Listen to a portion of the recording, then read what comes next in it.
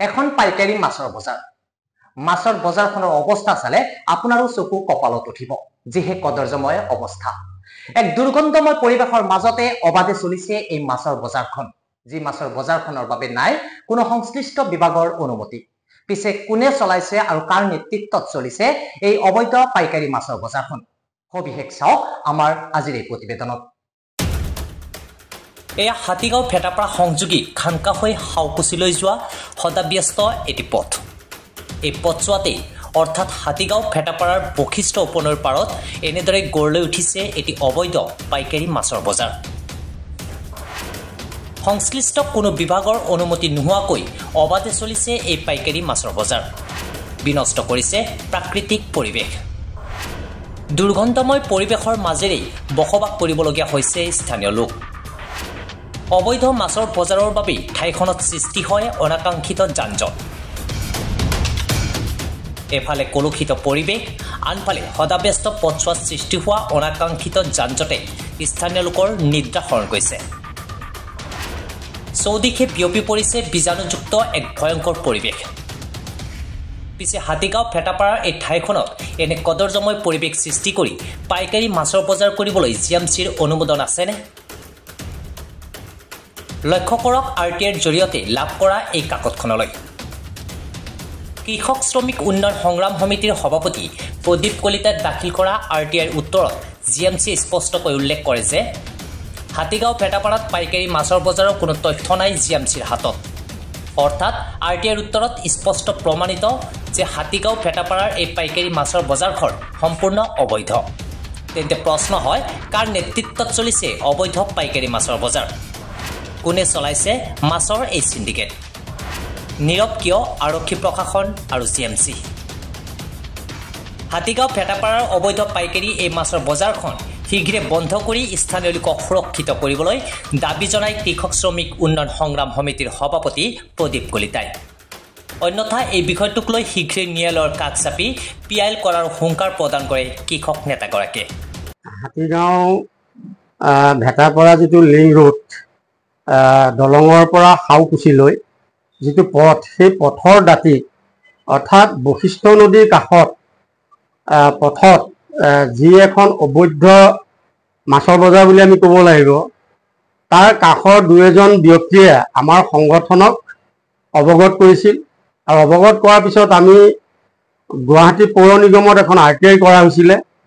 আৰু সেই RTI তথ্যমতে সেই বজাৰখনৰ তেওঁলোকৰ কোনো ধৰণৰ ভেটাপাৰা হাতীগাঁও ভেটাপাৰাৰ পথৰ ওপৰত বা পথৰ কাষত কোনো ধৰণৰ মাছৰ বজাৰ বা পাইকাৰী বজাৰ বহাবৰ কাৰণে তেওঁলোকৰ কোনো অনুজ্ঞাপত্ৰ নথি পত্ৰ তেওঁলোকৰ তাত নাই বুলি তেওঁলোকে আমাক প্ৰত্যক্ষভাৱে RTI তথ্য দিছে। এনে অৱস্থাত আজি একাংশ 2-4জনে প্ৰশাসনৰ অনুগ্ৰহতেই নাই দিছপুৰীয়া চৰকাৰৰ অনুগ্ৰহতেই মানুহৰ জনজীৱনলৈ মানে বিভিন্ন বেমাৰ প্ৰজাতি কৰি পেলাই আজি তাত এখন বৃহৎ মাছৰ পাইকাৰী বজাৰ সিন্ডিকেট চলি আছে।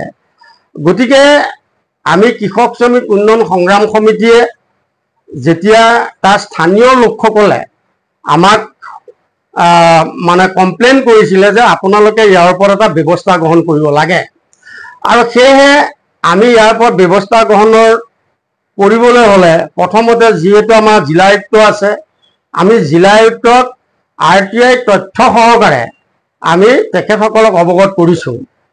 আৰু প্ৰশ্ন হৈছে যে তাৰ কাষৰ যিখিনি মানুহ আছে, আপোনালোকে যদি তালৈ যায় নিশ্চয় আপোনালোকে দেখা পাব যে তাত যিবিলাক মাছৰ গেলা পচাৰে যি প্ৰদূষণ সৃষ্টি হৈছে, সেই প্ৰদূষণে কাষৰ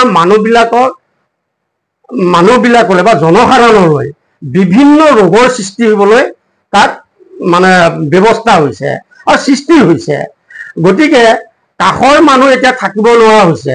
আৰু 2 নম্বৰত হৈছে যে ৰাতিপুৱা আৰু বিয়লি সেই পথটো দি হাউকুচিলৈ যেতিয়া যাবলগীয়া হয়, সম্পূৰ্ণ হিচাপে সেই অবৈধ মাছৰ বজাৰখনৰ ফলত তাত আমাৰ যি জনজীৱনৰ যাত্ৰা সেই জনজীৱনৰ বাহনসকল তাত বন্ধ হ'বলগীয়া হয়।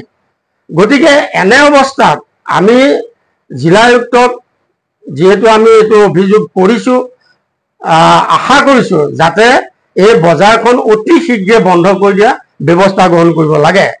আৰু যদিহে জিলায়ুক্ত মহোদয়ে ইয়াৰ ওপৰত কোনো ব্যৱস্থা গ্ৰহণ নকৰে তেতিয়াহ'লে আমি জনগণৰ স্বাৰ্থত অৰ্থাৎ ভেটাপাৰাৰ ৰাইজৰ যি প্ৰদূষণ সৃষ্টি হৈ মানুহৰ বেমাৰ আজাৰ হ'বলৈ লৈছে, এই বেমাৰ আজাৰ প্ৰদূষণ বন্ধৰ ক্ষেত্ৰত আমি গুৱাহাটী মহামান্য উচ্চ ন্যায়ালয়ত PIL গোচৰ কৰি উক্ত বজাৰখন বন্ধ কৰাৰ ব্যৱস্থা গ্ৰহণ কৰিম কৃষক শ্ৰমিক উন্নয়ন সংগ্ৰাম সমিতিয়ে। একেবাৰে নাতি দূৰতে আমাৰ হাতীগাঁও আৰক্ষী নিৰ্দেশ আছে, নাতি দূৰতে, আৰু আৰক্ষী নিৰ্দেশৰ গাড়ীবিলাক সেইফালে গৈয়ে থাকে। গতিকে তেওঁলোকে কি দেখা পোৱা নাই নেকি? নাই কি প্ৰশাসনৰ মানুহে দেখা পোৱা নাই নেকি? নাই GMCয়ে নিজেই তেওঁলোকে উত্তৰ দিছে, তেওঁলোকে নিজে উত্তৰ দিছে আমি পাৰ্মিশ্যন দিয়া নাই। গতিকে GMCয়ে এইটো বন্ধ কৰিব পাৰে যে অবৈধ এখন পাইকাৰী মাছৰ বজাৰ সিন্ডিকেট চলাই আছে এটা পথৰ ওপৰত, আৰু জনসাধাৰণৰ ঘৰৰ কাষত য'ত জনসাধাৰণ আজি তাত থাকিব নোৱাৰা হৈছে, এনেকুৱা এটা অৱস্থাত আমাৰ পুলিচ প্ৰশাসনে দেখা নাই নেকি? গতিকে আমাৰ ধাৰণা হৈছে যে সন্দেহ হৈছে যে ইয়াত দিছপুৰীয়া চৰকাৰৰ নিশ্চয় কোনোবা নহয় কোনোবা ৰাজনৈতিক নেতাৰ মানে অনুগ্ৰহত এই সিন্ডিকেট ৰাজটো চলি আছে, নহবা আমাৰ পুলিচ প্ৰশাসনৰ অনুগ্ৰহত। আমাৰ সন্দেহ হৈছে এইটো যে পুলিচ প্ৰশাসনৰ অনুগ্ৰহত হয়তো আজি কোনোবা ব্যক্তিয়ে সকলে মানে তাত অবৈধ হিচাপে কোনো পাৰ্মিশ্যন নোহোৱাকে, কোনো তেওঁলোকৰ অনুজ্ঞা পত্ৰ নোহোৱাকে তেওঁলোকে আজি এখন অবৈধ হিচাপে মাছৰ পাইকাৰী সিন্ডিকেট ৰাজ চলাই আছে বুলি আমাৰ সন্দেহ হৈছে। ইপিনে হাতীগাঁও ফেটাপাৰা অবৈধ পাইকাৰী এই মাছৰ বজাৰখনক কেন্দ্ৰ কৰি উত্থাপিত হৈছে আৰু কেতবোৰ ভয়ংকৰ অভিযোগ। সন্দেহৰ আওতাত গড়কাপ্তানি বিভাগ। বিস্তাৰিত প্ৰকাশ কৰিম পৰৱৰ্তী প্ৰতিবেদনত। নিউজ ডেস্ক ৰিপোৰ্ট, সংবাদ প্ৰহৰী।